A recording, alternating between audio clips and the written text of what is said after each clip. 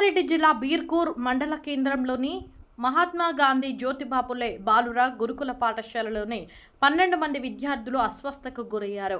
Egg కర్రీతో భోజనం చేసిన అనంతరం విద్యార్థులకు ఫుడ్ పాయిజన్, వాంతులు, విరేచనాలు కావడంతో పాఠశాల సిబ్బంది హుటాహుటిన విద్యార్థులను బాన్సువాడ మాతా శిశు ఆసుపత్రికి తరలించారు.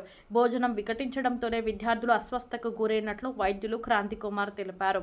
మాతా శిశు హాస్పిటల్కి 12 మంది పిల్లల్ని తీసుకురావడం జరిగింది ఎంజేపీ బీర్కూర్ హాస్టల్ నుంచి. అయితే పిల్లలు మార్నింగ్ పూరి ఇంకా మధ్యాహ్నం ఎగ్ కర్రీతో భోజనం చేసిన తర్వాత కొంతమంది పిల్లలకి వామిటింగ్స్, కొంతమంది పిల్లలకి కడుపు నొప్పి, కొంతమంది పిల్లలకి లూజ్ మోషన్ స్టార్ట్ అయింది. సో ఆ కారణం ద్వారా 12 మంది పిల్లల్ని హాస్పిటల్కి తీసుకొస్తే ఆల్మోస్ట్ ఒక 9 మెంబర్స్ పిల్లలకి అడ్మిషన్ అవసరం పడింది. ఒక 3 పిల్లలకి ఓపీ బేసిస్లో ట్రీట్మెంట్ చేయడం జరుగుతుంది. యాజ్ ఆఫ్లో పిల్లలు అందరూ స్టేబుల్గానే ఉన్నారు. వాళ్ళ వైటల్స్ అన్ని చూసి వాళ్ళు స్టేబుల్గా ఉన్నారు అంటే either టుడే లేదా టుమారో డిశ్చార్జ్ అయ్యే సూచనలు కనిపిస్తుంది.